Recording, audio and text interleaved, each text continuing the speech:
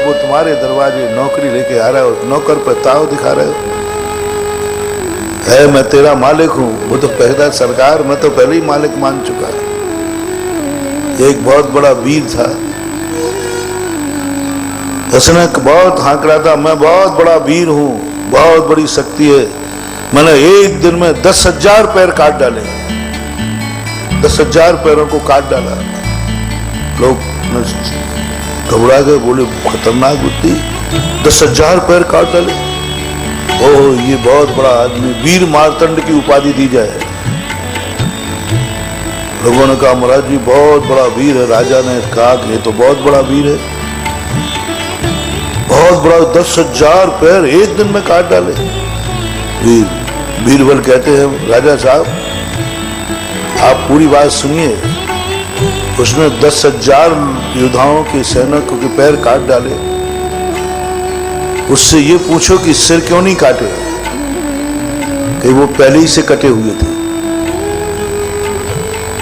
यानी किनके पैर काटे हैं उसने, और उपाधि क्या लेना चाह रहा है, अपन लोग ऐसे ही रहे अनादिकाल से, मुर्दों के पैर काट करके वीर मार्तंड बनना चाहते हैं।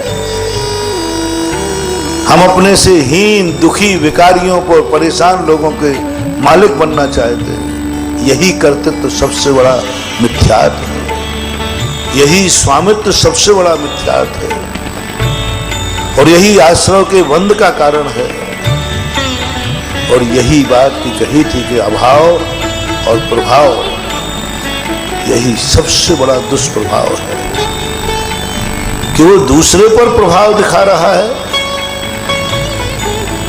जब भी गुस्सा तुम्हें आता है अपने से छोटों पर आता है, जब भी तुम रौब दिखाते हो छोटों पर दिखाते हो, तुम्हें अहंकार जब होता है बड़ों पर होता है, वो ऐसी स्थिति बन जाती है जैसे एक शेख चिल्ली था,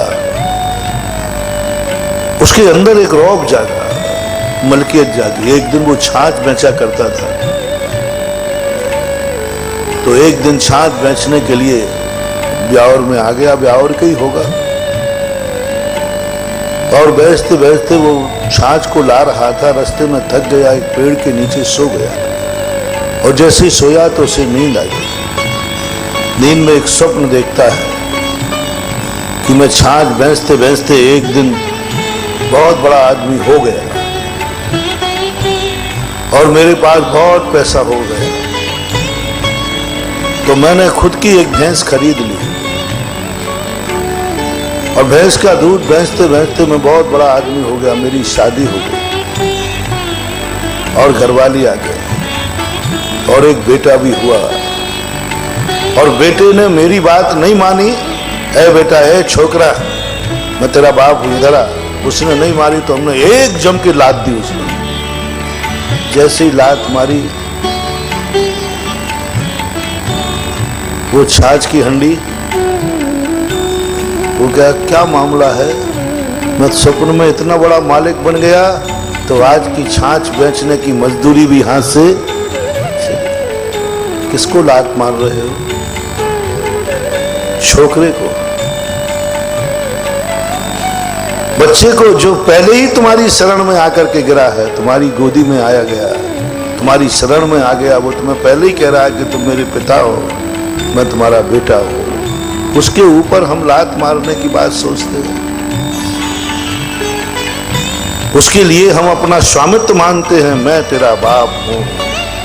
किसके बाप बन गए? बेटे के, एक कर्महीन के, एक असमर्थ के, एक छोटी सी आत्मा के आप बाप बन करके क्या अहंकार करोगे? और ये बाप बनने का शौक तो यहां तक हो गया कि आज दुनिया में लोग भगवान के बाप बन जाते हैं, लेकिन भगवान बन नहीं पाते। भगवान बनना और भगवान के बाप बनना बहुत अंतर है। हम किसके स्वामित्व में, किस पे आंख दिखाते हैं, किसके मालिक बन गए? हम थोड़ा सा विचार करो। तुम बहुत बड़ी हस्ती हो, महानुभाव, तुम एक चेतन ज्ञान स्वभावी आत्मा हो, महानुभाव। तुम्हारा स्वभाव छोटे मोटे लोगों के मालिक बनना नहीं है, छोटी मोटी वस्तुओं के मालिक बनना नहीं, दृष्टि ऊपर की तरफ रखो, नीचे की तरफ। नीचे की तरफ दृष्टि रखोगे, तुम्हारी मलकियत धीरे धीरे खत्म होकर नौकर पर अहंकार दिखाओगे, नौकर के मालिक बनोगे, एक दिन तुम नौकर बन जाओगे। अपने से असमर्थ पर यदि तुम रौब दिखाओगे, मालिक बनोगे, तुम असमर्थ बन जाओगे। एक लात मार दी सुकुमाल ने अपनी भाभी को, रौब दिखाया, मैं पुरुष हूं। अंत में मुनि बनने के बाद भी उनको संकट उठाना पड़ा। एक रसोइयों को लात मार दी चक्रवर्ती ने, मैं चक्रवर्ती हूं, मैं मालिक हूं, तू मेरा नौकर है। अंत में उसी रसोइये ने चक्रवर्ती को नरक भेज दिया, नमोकार मन पर पैर रखवा दिया। बंधुओं, छोटों को पाकर के, अपने से कर्महीन को पाकर के, अपने से शक्तिहीन को पाकर के कभी रौब मत दिखाना। उनको देख करके उन पर दया दिखाना, करुणा दिखाना, अनुकंपा करना। असमर्थ पर रौब नहीं दिखाया जाता, असमर्थ की सेवा की जाती है, अनुकंपा दया की जाती है। बालक का पालन रौब बन के, बाप बन के मत करना, अहंकार मत करना कि मैं एक बेटे का पिता हूं। तुम भाव करना, एक असमर्थ व्यक्ति का पालन मुझे करना है, उस पर दया करना। भूत व्रत अनुकंपा, जो अपने से पुण्यहीन होते हैं उन पर दया दिखाई जाती है, उन पर मलकियत नहीं, उन पर हुकूमत नहीं, उन पर कभी राज्य नहीं करना, अपने छोटों पर राज्य नहीं करना। इसी का नाम तो राजनीति है। मैंने बहुत बार सोचा कि राजगद्दी पर मरण होता है तो अच्छा मरण क्यों नहीं माना जाता। आचार्य पद पर आचार्य परमेष्ठी मरते हैं तो उनके मरण की प्रशंसा क्यों नहीं की गई, मुझे समझ में नहीं आता। राजा, इतना बड़ा राजा, इतनी सारी प्रजा का मालिक है, आज सारी प्रजा पर वो अपनी हुकूमत चलाता है, सब कुछ चलाता है, तो एकदम इतना परिवर्तन कि उसकी दुर्गति हो जाती है। तपेश्वरी से राजेश्वरी और राजगद्दी पर जो मर जाते हैं, बताते हैं उनकी सदगति नहीं है। और आचार्य पद पर जो मर जाते हैं वे प्रशंसनीय नहीं माने जाते, समाधि नहीं माने जाते। मैंने कहा ऐसा क्यों होता है, इसमें क्या दोष है। आचार्य परमेष्ठी हैं, उन्होंने इतने शिष्यों को दीक्षा दी है, कौन सा पाप किया है। राजा ने इतनी प्रजा का पालन किया है, युद्ध लड़े, राजा को बचाया, राष्ट्र को बचाया, पूरी जिंदगी भर युद्ध में जाकर के अपनी जिंदगी को मौत के मुख से निकाल के लाया, सारे राष्ट्र को बचाया, और फिर भी राजा की दुर्गति। आचार्य परमेष्ठी कितना उपकार करते हैं, इतनी दीक्षाएं देते हैं, इतना पढ़ाते लिखाते हैं, मूर्खों को ज्ञानी बना देते हैं, सामान्य पत्थरों की मूर्ति बना देते हैं। कितना बड़ा उपकार आचार्यों का है, आप सब देख रहे हैं।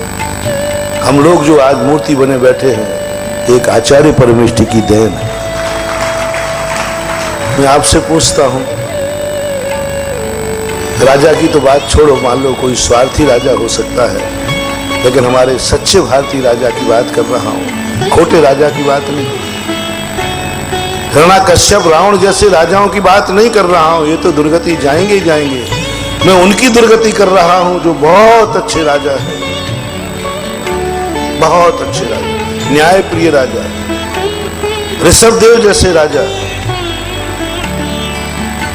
बहुत अच्छे न्याय प्रिय राजा, जिनके लिए तुम बहुत अच्छे राजा कहते हो, जिन पर तुम्हें गर्व है, बहुत गर्व। ऐसे राजा की बात कर रहा हूं, उस राजा की दुर्गति, जिसने राजगद्दी पर रह करके कभी कोई पाप नहीं किया, सारी प्रजा जिस पर गर्व करती रही, ऐसा राजा, उस राजा की भी दुर्गति। एक खोटे पिता की बात नहीं कर रहा हूं, एक चोखा पिता जिसने घर में पूरी जिंदगी लगा दी अपने परिवार का पालन करने में, परिवार को सुख देने में, उस मुखिया की, गंदे मुखिया की बात नहीं, अच्छे मुखिया की बात कर रहा हूं, उसकी दुर्गति की बात कर रहा हूं। मैं उस ट्रस्टी की बात कर रहा हूं जिसने पूरी जिंदगी भर मंदिर की सेवा की है, संस्था की सेवा की है। उस ट्रस्टी की दुर्गति की बात कर रहा हूं। मैं उस परम पूजनीय आचार्य परमेष्ठी की बात कर रहा हूं जिस आचार्य परमेष्ठी ने सदा 36 मुलकों का निर्दोष पालन किया है। हजारों हजारों मुनियों, 24-24 हजार मुनियों को दीक्षाएं दी है। निर्दोष चर्या विश्व वंदनीय है, अध्यात्म की शिरोमणि है।